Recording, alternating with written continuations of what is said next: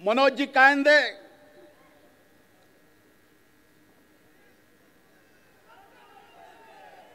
अरे ज्याची खोलायची तेवढं तर मला बोलू द्या, पुन्हा तुम्ही बोला. 2-2.5 महिने गप्पच होतो.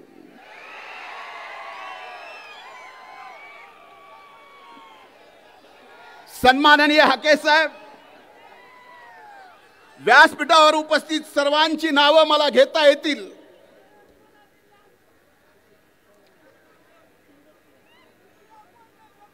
त्या सर्व मान्यवर नेत्याची मनापासून माफी मागतो आणि या महाएल्गार सभेला आपण बीडला उपस्थित आहात. बीडचा पुत्र या नात्यानं मी आपल्या सर्वांचं मनापासून स्वागत करतो.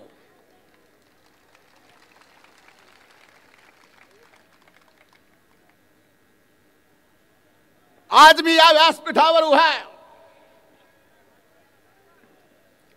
आज या एल्गार महासभेला संबोधित करतोय.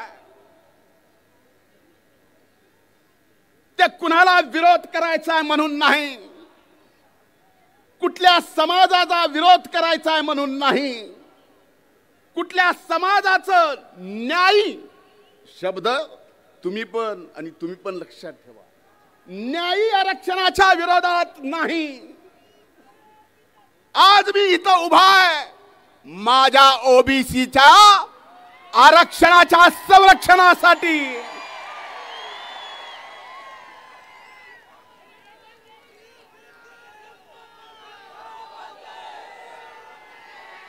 भुजबळ साहेब, आमच्यासाठी आपण वडिलकीचा आधार आहात, आमचे मार्गदर्शक आहात, आमचे नेते आहात.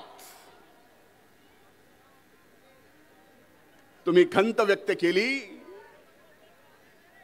की स्वर्गीय मुंडे साहेब जर आज हयात असते तर ही वेळ आली नसती.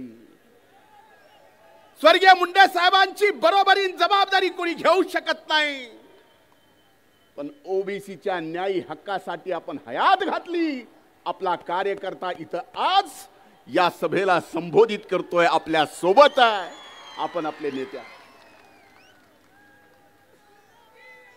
कधी कधी मला काही गोष्टीची कमाल वाटते.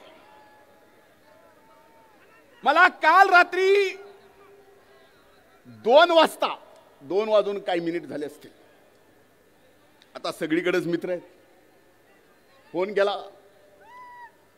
म्हणले बीडला एल्गार सभेला तुम्ही येणार आहात का, तुमचं कसं आहे. म्हणलं का विचारतोय. नाही म्हणले जरा सभेत आम्हाला काहीतरी. म्हणलं मी तर येणारच आहे. तुम्ही भुजबळ साहेब सुरुवातीला म्हणलात सुतळी बॉम्ब कुणी, पण हे स्वतःचा अनुभव माहिती तिथं बसलेले आहेत का नाही. आज मला या ठिकाणी एवढंच सांगायचं की ज्या छत्रपती शिवाजी महाराजांनी रयतेचं राज्य उभं करत असताना या 18 पगड जाती धर्माला सोबत घेऊन एक गावगाडा उभा केला. आजपर्यंत हा गावगाडा सर्व जाती धर्म 18 पगड जाती धर्मातले सगळे गावातले एकत्र गुणा गोविंदानी नांदत होते. बरोबर आहे का नाही. 2 वर्षापासून एका व्यक्तीनं, एका प्रवृत्तीनं, मी समाज म्हणत नाही, ओबीसी, एससी, एसटी आणि मराठा समाजामध्ये अंतर पडलं. ते अंतर कुठून पडलं, कुठून पडलं. आज माझा मराठा समाजाला सुद्धा नम्रपणे हात जोडून, माझ्या बंधू भगिनींना सुद्धा हात जोडून विनंती आहे, हे अंतर फक्त या 2 समाजात ओबीसी आणि मराठा समाजात अंतर विलीन पाडत नाही, तर तुमच्याशी सुद्धा दगा फटका करतोय. उदाहरणानिशी सांगतो, नाही तर त्यांनी तरी यावं 13 कोटी जनतेच्या समोर हाके साहेब आपण सुद्धा इकडे जाऊ की खरा फायदा मराठा समाजाचा या ओबीसीत येऊन नाही तर खरा फायदा मराठा समाजाचा सुद्धा ईडब्ल्यूएस मध्ये जाऊन आहे, इकडे नाही. पुरावे. पण या ओबीसीत का यायचंय? मुठभर धनदाडग्या लोकांना सरपंचापासून ते राज्याच्या नेतृत्वापर्यंत पोचायचं म्हणून हे घुसायचं म्हणतायत. ही सगळ्या समाजाची भावना नाही, मराठा समाजाची सुद्धा. पण ह्यांना पेटवायचंय. बरं पेटवून पेटवून म्हणतो तरी काय? ह्यांनी कुणी सोडलं नाही.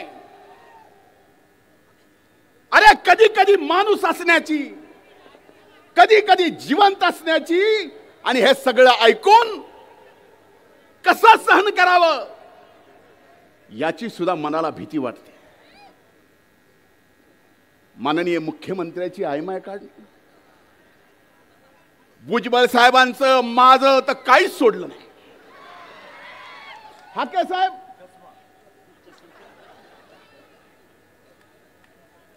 मला तर कधीपासून पाडितोच म्हणतो, पाडितोच म्हणतो. भुजबळ साहेबालाही म्हणतो पाडितोच पाडितोच. अरे 1,42,000 मतांनी आलो, पाडितो पाडितो म्हणतो. हे बोलणार नव्हतं. आज आपलं ओबीसीचं आरक्षण त्याच्या न्यायी हक्कासाठी आणि आपलं ओबीसीचं आरक्षण कुणी हिसकावून घेऊ नये म्हणून न्यायी हक्कासाठी हा एल्गार मोर्चा. याच्यात आपलं आरक्षण तर आपल्याला हक्काचं कुणाला हिसकावू देऊ द्यायचंच नाही. आणि या महाराष्ट्रात पुन्हा छत्रपती शिवाजी महाराजाचा स्वराज्यात उभा केलेला गावगाडा सुद्धा आपल्याला व्यवस्थित चालवायचा आहे. ही सुद्धा जबाबदारी आपण सर्वांनी घेतली पाहिजे. माणसात माणूस ठेवला नाही हो. मायचान सांगतो, लोकसभेच्या अगोदर काही ग्रामपंचायतीच्या निवडणुका झाल्या. नीट ऐका. आपल्याच बीड जिल्ह्यातलं गाव आहे, गावाचं नाव घेत नाही. ग्रामपंचायतीच्या निवडणुका लागल्या. काही सख्खे दोन भाऊ, सख्खे दोन भाऊ ह्याने किती येडे केले होते माणसं बघा साहेब. सख्खे दोन भाऊ दोघांनी पॅनल उभा केला एकमेकाच्या विरोधात. एका भावाचा पॅनल निवडून आला, दुसऱ्याचा पडला.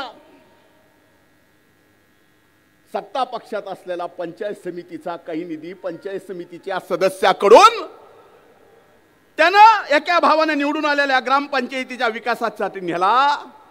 आणि त्याचा सख्खा भाऊ म्हणतोय तू त्याला कसं आणलंस, तू एका मायबापाचा आहेस का? इतका विष पेरावा, एवढा विष पेरलेला या छत्रपती शिवाजी महाराजांच्या महाराष्ट्राला, या पुरोगामी महाराष्ट्राला, या शाहू फुले आंबेडकरांच्या महाराष्ट्राला परवडणार आहे का? अरे आपलं आरक्षण हक्काचं कोण कसं नेतंय ते बघू. अपने पास अपनी ताकद भुजबळ साहेब आहेत. आणि आपण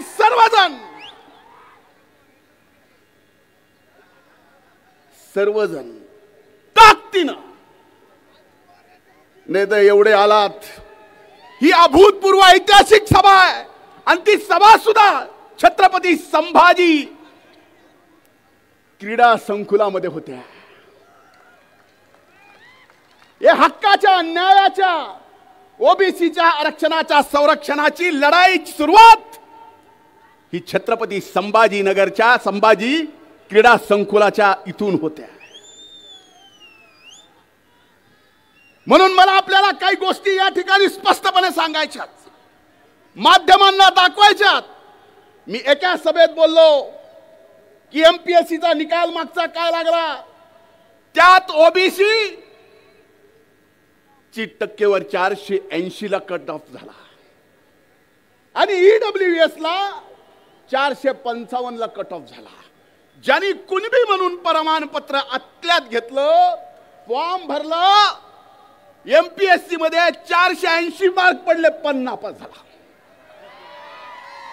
पण त्याच गड्यानं जर EWS चं सर्टिफिकेट घेतलं असतं तर EWDच्या मेरिट लिस्ट मध्ये पहिल्या 25 मध्ये लागला असता. पुराव्यानिशी सांगतो, पुराव्यानिशी. आणि ह्याचं खरं बरं एकदा तुम्ही असे माथे कुणाचे भडकू नका. या छत्रपती शिवाजी महाराजांच्या महाराष्ट्रात तुम्ही असे कुणाचे माथे भडकू नका. खरं काय खोटं काय, कायदा काय सांगतो आणि मराठा समाजाच्या आमच्या गरीब बंधू भगिनींना खऱ्या अर्थानं फायदा कशाचा होतोय हेच आम्ही बोलतोय, हेच सर्वजण बोलतायत. पण ओबीसीत येऊन नाही. आता आम्ही काही बोललो किती बोलणारच, रोज सकाळी 9 वाजता. आता एक निकाल माझ्या हाती आलाय,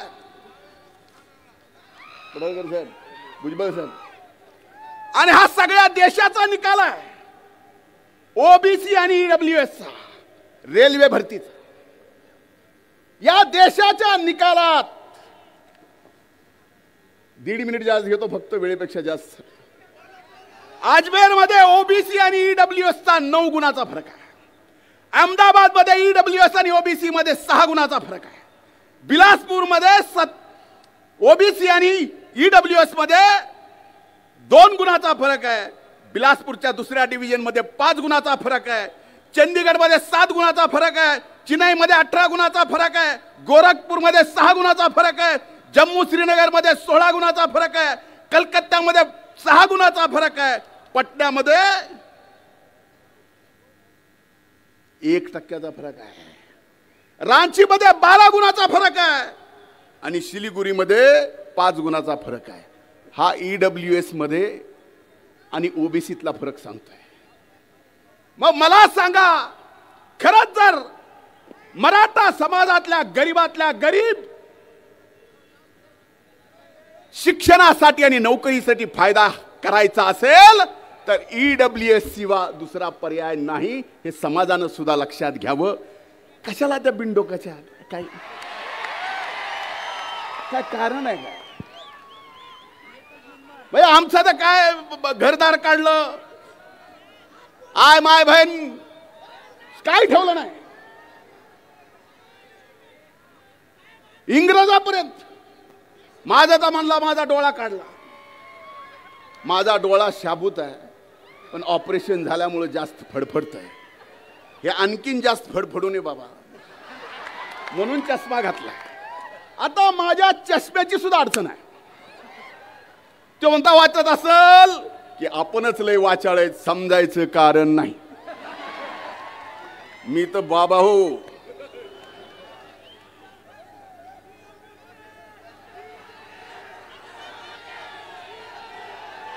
म्हणून आज ही एल्गार सभेची लढाई, ही लढाई कुणाला विरोध करायचा नाही. आजही मराठा समाजाने EWS घ्यावं, 10% वेगळं आरक्षण जे त्यांना दिलं ते घ्यावं.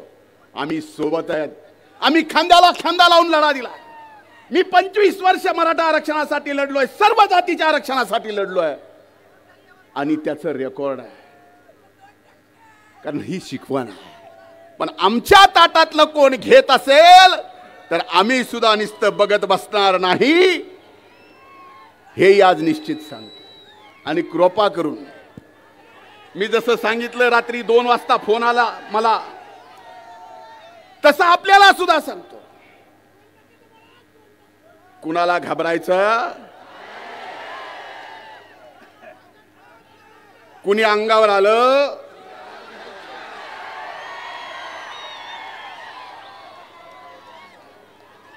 म्हणजे पडळकर साहेब, हाके साहेब किती डोकेबाज माणूस म्हणायचा. दसऱ्याचा मेळावा संपला रे संपला की ते म्हणले धनगराचं आरक्षण 94 ला जे भटक्यात दिले काढून टाका, 94चा GR रद्द करा. ह्याला GR तरी कळत असेल नीट. धनगराचा काढा म्हणला, पुन्हा म्हणला वंजाऱ्याचा बी काढा 2%. अरे काय काढा? अरे द्यायचं सांगा, न्यायानं हक्काचं मागायचं सांगा. हा छत्रपती शिवाजी महाराजांचा महाराष्ट्राचं आहे. काही बोलून जमणार नाही. काही दिवस माणसं तुम्ही एडे करताल, पण खऱ्याला खरं आणि खोट्याला खोटं आज ना उद्या हे कळणार आहे.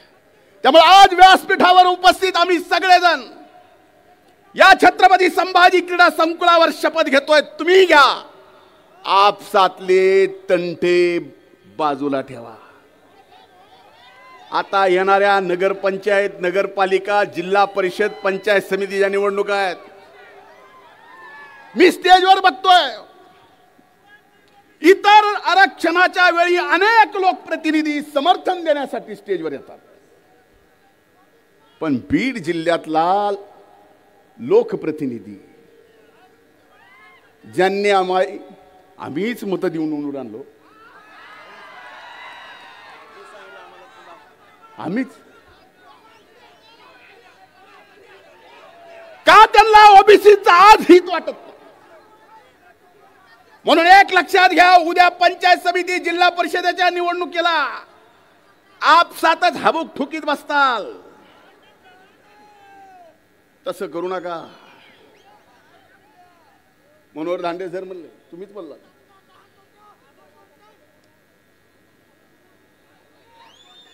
मीच आणला आणि कुणी आणला कुणाला सांगू.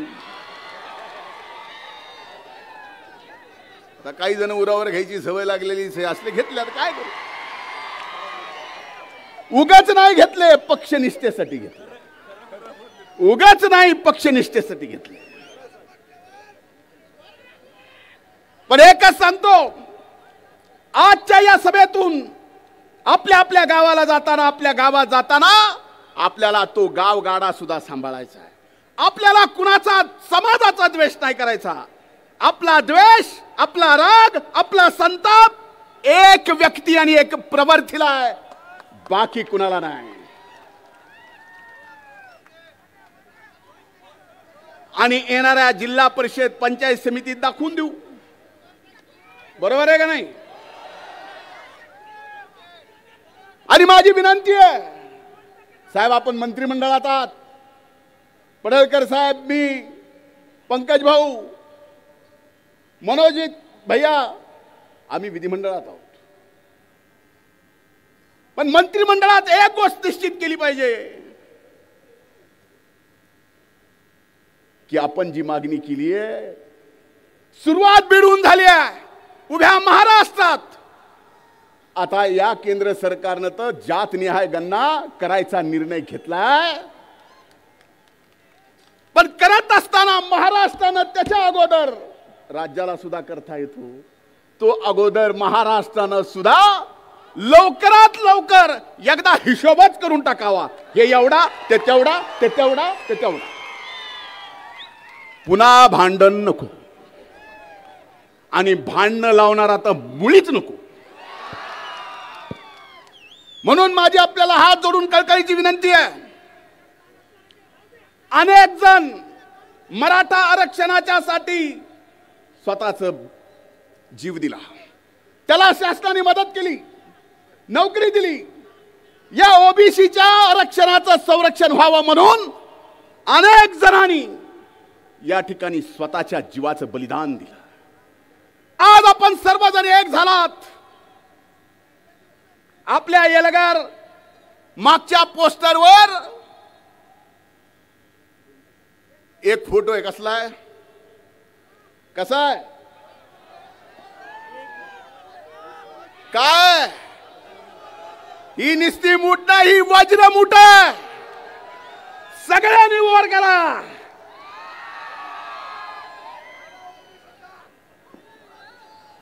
एकच पर्व, एकच पर्व. खूप खूप धन्यवाद. जय हिंद, जय महाराष्ट्र. मी देशाचे ओबीसीचे नेते, महाराष्ट्राचे मंत्री आदरणीय भुजबळ साहेबांना विनंती करतो की या एल्गार सगळ्यांनी महासभेला आपला मोबाईलचा टॉर्च आपण काढायचा, मोबाईल काढा आणि सगळ्यांनी टॉर्च संबोधित करावं. सगळ्यांनी आपापल्या एकच पर्व, सगळ्यांनी मोबाईल एकच पर्व छगन भुजबळ साहेबांचा. अरे कोण आलं रे, कोण आलं? एकच पर्व, ओरिजिनल ओबीसी पर्व असं म्हणतात. अरे ओरिजिनल, बरोबर.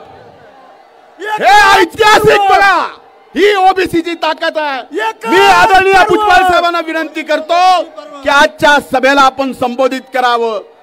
एकच पर्व, ओरिजिनल. कोण आलं रे, कोण? छगन भुजबळ साहब तुम आगे बढ़ो. भुजबळ साहेब तुम संघर्ष करो. भुजबळ साहेब तुम संघर्ष करो. भुजबळ साहेब तुम संघर्ष करो. अरे एकच पर्व, अरे एकच पर्व. अरे कोण आलं रे, कोण आलं? अरे कोण आलं रे, कोण आलं? यानंतर तमाम ओबीसी बहुजन समाजाचा आवाज माननीय नामदार भुजबळ साहेब. सगळ्यांनी खाली बसून घ्या शांततेत. मी लवकर संपवणार आहे, जरा 10-15 मिनिटं आपण शांततेने ऐका.